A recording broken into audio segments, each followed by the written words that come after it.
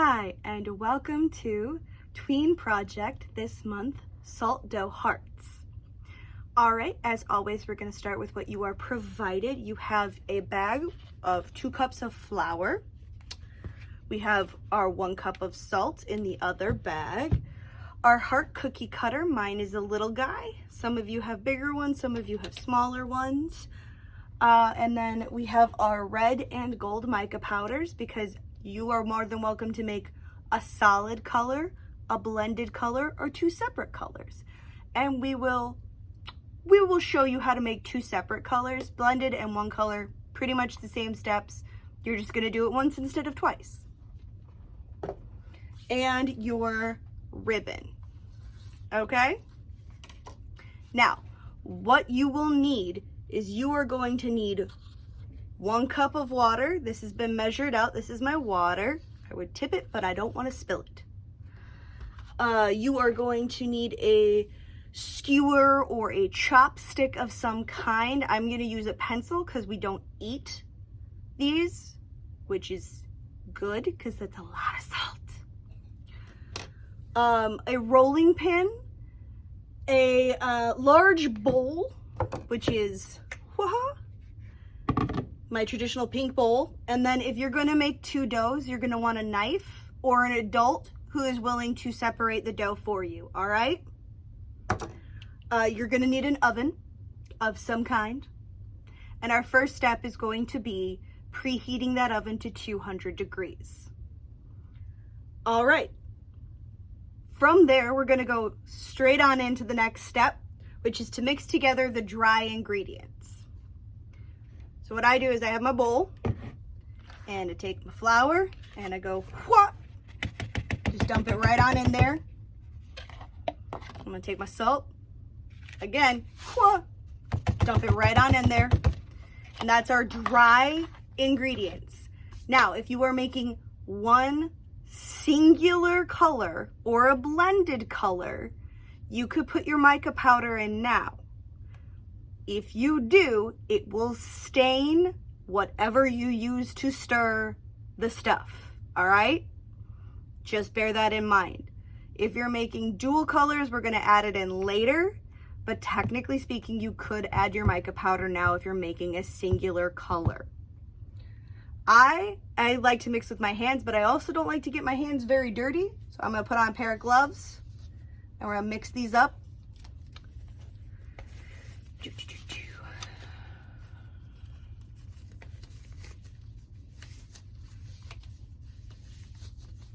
All right, now I have my gloves. Let's mix it together. And you're just going to get your hand or your spoon in there, and you're just gonna kind of, if you're using your hand, what I like to do is I like to go in and squeeze and then kind of crumble it out, because it helps break up any clumps in your flour. Like, you're not gonna get every clump out of your flour. It's flour, it just kind of clumps. Kind of its point is it's a thickener. But you wanna get the salt and the flour evenly mixed. And I know that mixing 2 white substances together is a recipe for disaster, because how do you know? And you really just kind of have to trust yourself that you've mixed it enough. I mean, don't just mix it for like 10-15 seconds and say, oh, that's fine, it'll be cool. No, just keep going for like a minute, maybe a minute and a half. Just keep running your fingers through it or running your spoon through it, making sure that you scrape along the sides, and you make sure that you scrape up all the stuff that's on the bottom of the bowl, because you don't want to just have big pockets of flour. All right, this is actually feeling pretty well mixed, and it's gonna kind of look like super fine breadcrumbs at this point, because the salt helps the flour from getting too stuck together in really, really big clumps, but it's gonna have little clumps. That's okay. All right, so we've got our nice texture of really fine breadcrumbs. And from there, we are going to pour in our cup of water. Yeah.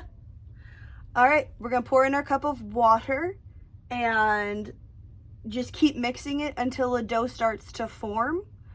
Like I said, I mix with my hands. You guys can mix with a spoon. That's perfectly fine. But you're going to pour the whole cup in there.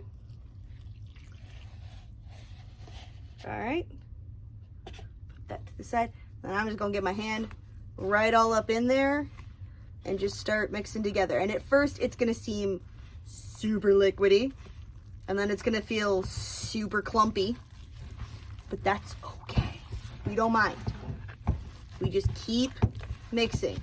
And like I did before with mixing the salt and the flour together, I take my hand, I go in and squeeze, and in and squeeze, and pick stuff up, move it around, make sure you get all of the stuff, because you don't want to have big clumps of flour and salt sitting in the middle of your dough. Oh, starting to get our dough forming. Okay.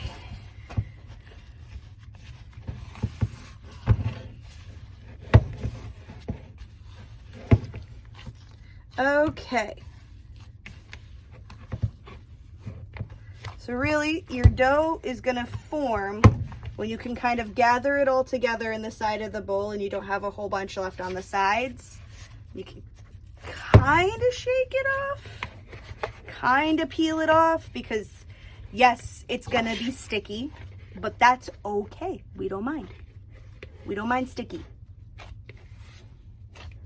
So then we're going to take a little bit more flour.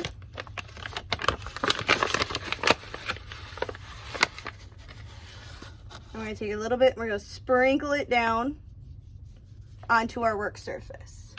So you're going to sprinkle your flour down onto your work surface, and you're just going to take your big ball of dough and kind of help scrape it out onto that flour.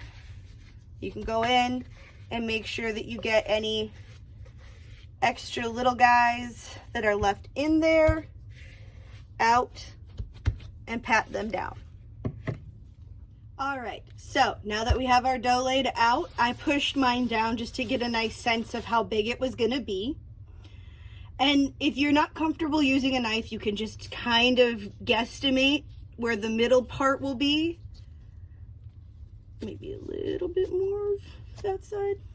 And just kind of do it like that. Personally, I'm just gonna use a knife and go whoop, right down the center, split it in half, take one of my doughs and put it to the side. Now, when you are putting mica powder in anything, please believe me, less is so much more. So, we're going to start with our gold mica powder. And I am just going to take barely a teaspoonful for this whole thing.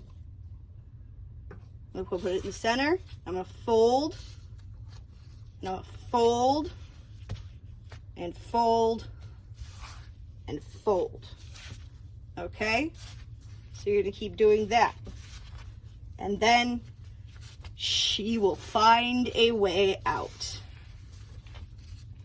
Okay? So you're just going to mix and keep mixing. It's going to be a little bit messy. That's okay. We don't mind. Sometimes it's easiest just to get it up into your hands to mix it. And you can use the dough to clean up any excess mica powder that falls down. All right, yeah. It's gonna get a little bit sticky. That's not a problem. That's why we have the extra flour. So we just take that and we just put some on top.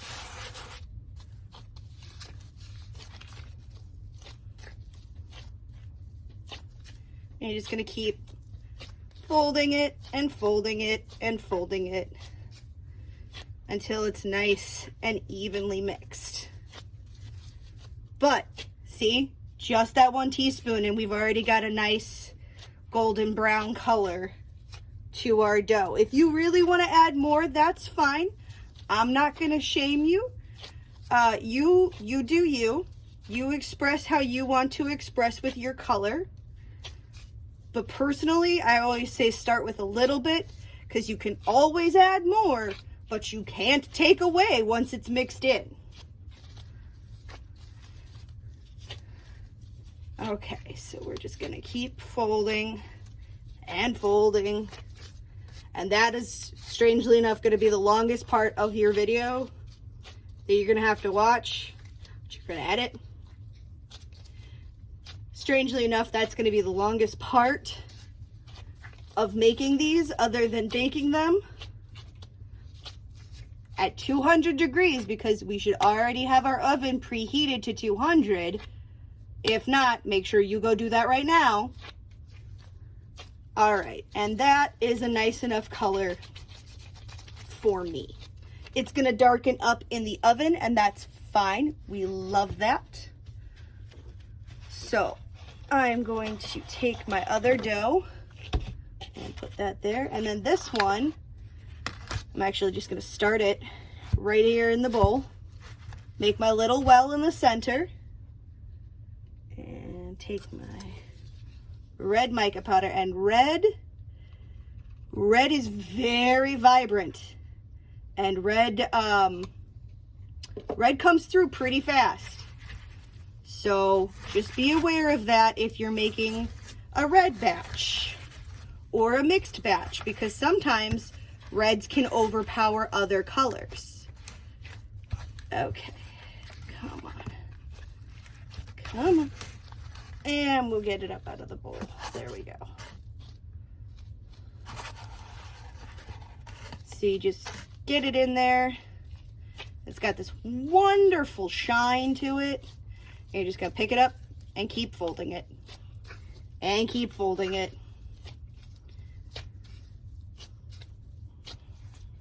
It's by far and away one of the most effective ways that I have found of mixing dough, is literally just pick it up and then keep folding it.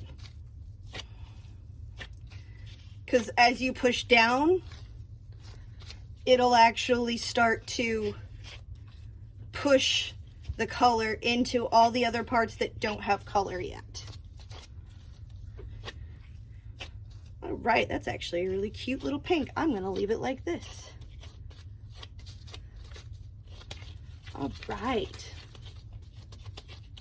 So that's pretty. And as you can see, I still have a whole bunch of mica powder in the bottom of the bowl. So if I really wanted to, I could go in and kind of just stamp the dough around, and then work in some more, maybe get a richer, deeper red or a much more pink color.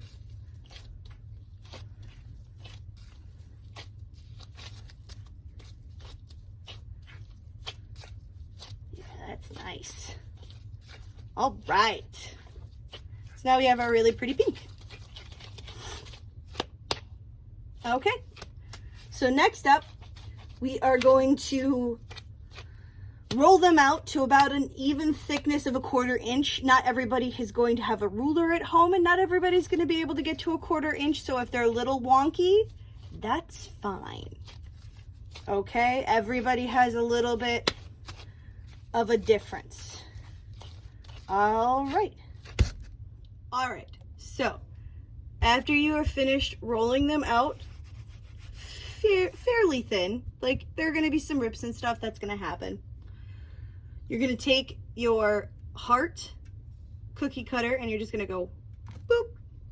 And personally, what I find easiest is to actually just go through and punch a bunch of them at one time, rather than just trying to pull it up per one. So you just go through and you pop down a whole bunch of hearts, and you can get really shockingly close to the other ones and get a surprising amount, especially when you have a little guy like this one. Some of the bigger ones are going to take a little bit more space to do, but that's okay. So you just go through and you punch out a bunch of them. And sometimes they come out, and then they'll come out like that. there's a little heart. So you're going to take this and you are going to place it onto a baking sheet. I highly recommend some tin foil or some wax paper or anything to prevent this sitting directly on your cookie sheet. This could, because it has mica powder in it, not be safe for consuming. So please put something down. And all right, so you're going to just pop that onto your tin foil. You put it into a 200-degree oven, and you're just going to let it sit there for 6 hours. Highly recommend that this is going to happen. Either you do it super early in the day when you're not going to need the oven, or you do this before bed if somebody is going to be up that early to take them out. Before they go in the oven though, because otherwise you can't have it as a tag, you're going to take your pencil or whatever, and you're going to poke a little hole in the top, and then you're going to just kind of spin it around to open it up a little bit, and boop, you've got a nice hole now that you can put your ribbon through, and then you've got a little Valentine's heart. All right, if you want to, you are more than welcome to use some sandpaper to finish off the edges and decorate it with maybe a name or paint something fun on it. But the point is, have a good time, have fun, and experiment. All right, have a great Valentine's Day, and I'll next month in March when we're doing Galaxy in a Jar. So stay tuned. That one's going to be a hoot and a half. All right, you have a great night.